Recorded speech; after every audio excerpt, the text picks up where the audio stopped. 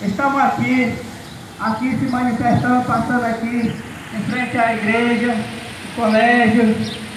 Professores, por favor, nos ajude a entender e fazer valer esse direito que temos conquistado na Constituição Federal, esses dois itens, a 231 e a 232, que garante a nossa sobrevivência na nossa terra indígena demarcada, onde tem indígena que não tem ainda o seu direito garantido, e nós estamos reivindicando isso.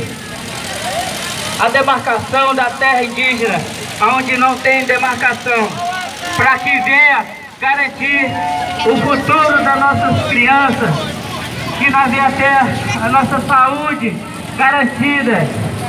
E aí reclamamos ainda o nosso atendimento, a parte de educação, a parte de saúde, que ainda os governantes vedam a verba que vem dar o direito à nossa diferenciada, que é a nossa educação e a saúde indígena. Hoje existe a CESAI,